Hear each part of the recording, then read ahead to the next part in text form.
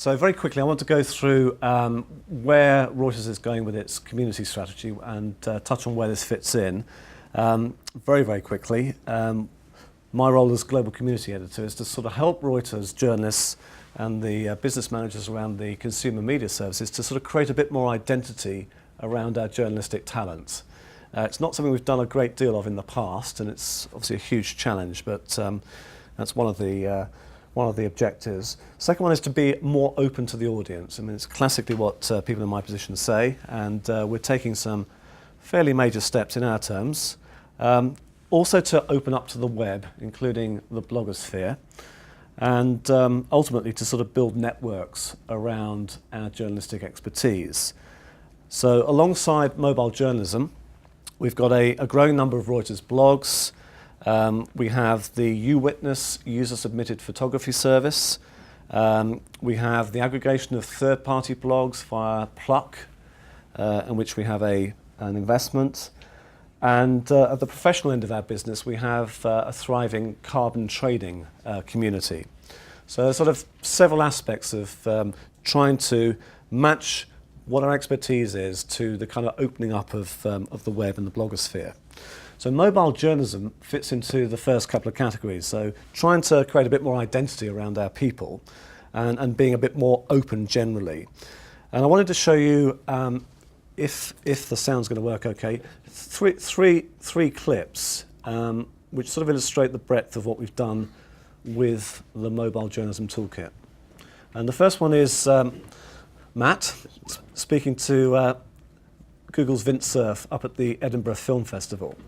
Asked whether new technology presents more opportunities than threats for the medium of television, and you said yes. Can you explain your answer? Would you like to get a little more detail? Yeah. I believe that the internet offers a variety of new distribution methods for video content than we've ever had before. And it's not just a question of video, it's all the ancillary information that we can incorporate into what's delivered. So my sense right now is that we have just new delivery channels available. That's what the internet does. It also allows for more sources of video than we ever had before. And that should lead to consumer choice. And my view is that's always a good thing. You were also asked about whether the internet is at a threat of falling down because of all of the video data that's moving over, and you said no. Why are you not afraid? Well, first of all, I'm not afraid because I've seen the technology grow by a factor of 1 million since I started this work in 1973. And I believe that the technology is capable of expanding substantially beyond that. So I'm not worried about that. I might worry about whether we will deploy enough capacity at the edges of the net in order to satisfy consumer demand. But it seems to me if the demand is there, then building it out, the capacity is going to be easily argued because there's somebody willing to pay for it. Okay, so this next one is a case of going behind the scenes at one of the New York Fashion Week shows and possibly doing something that it would be very, very difficult to do if you went with a conventional setup with a sort of TV camera and all the paraphernalia. Hi everybody. Very nice. Okay. You guys, she's about finished.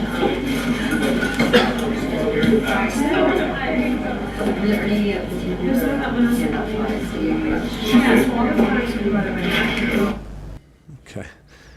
And then this final one, we didn't use the full Mojo toolkit to achieve, but our Boston bureau chief filmed with, I think it was the N95, Obama talking to some high school kids in which he made some sort of admissions. So one of the pleasant surprises from the pilot was that by and large the journalists involved really, really liked it, and that's my segue really to Matt. Okay. So I reported with this at the Edinburgh TV Festival at the end of August. A little bit of my background. Before coming to Reuters, I've been with Reuters for about 3 years, and the last 2 years I've been covering technology. Before that, I worked for CTV in Los Angeles, and I was the correspondent there, but I also had my own kit. So I went with a camera, editing suite, so flip-up editor, and also Avid, and a freelance budget, but I was there by myself. So I've had that kind of experience of having to cover things by myself before. I've also done some radio reporting. What I thought was really interesting about this, I mean, for one, I went with the expressed intent of reporting with the phone. So I was looking for opportunities to report with the phone. But it offered up a different kind of tool, really. I mentioned this to Jemima Kiss from The Guardian so maybe some of you might be familiar with the story, but I actually happened to be the one who told Doris Lessing that she won the Nobel Prize for Literature, which was cool.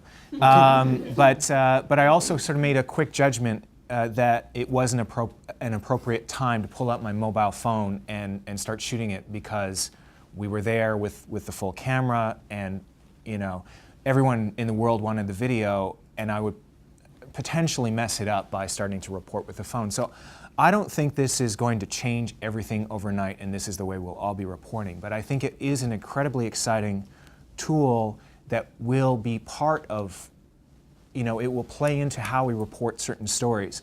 And I think it's most exciting because it generates a kind of dynamism that we've seen this year, mostly with social networks, where you know where your friends are, what they're doing, what they're up to.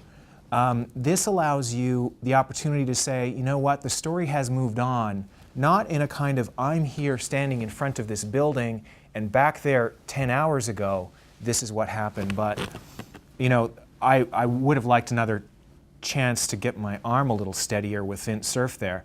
But at the same time, there is an opportunity to have an immediate interaction with someone where there is an intimacy. You are in the environment.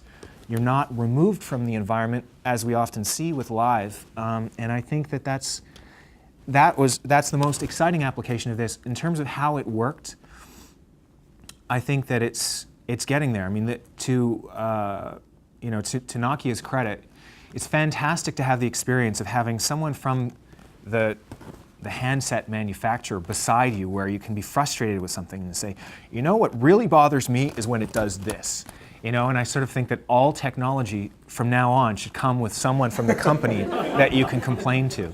I'm not sure how much will be, taken into consideration when they build the next product. But, for instance, I think that in order to use this phone like that to shoot the video, you have to hold it up like that. That's tiring for your arm. They have other phones that flip, that you could go like that. If you're going to be holding your arm for any length of time, that's better. I think we can work on a kind of tripod with a Steadicam if we're really serious about this. I think the light on the front is not sufficient for a professional tool. This is probably where I'm going to be getting myself in trouble, but when I did my stand-up, I had to do it several times because I was shooting against some bright backgrounds, and I was backlit, and it wasn't, I didn't think, professional quality. So I had to end up going outside, finding a place where I was shielded from the wind enough that it wouldn't destroy the sound, but also I would have enough light on my face that you could see I looked good, That's it. That's important to TV people.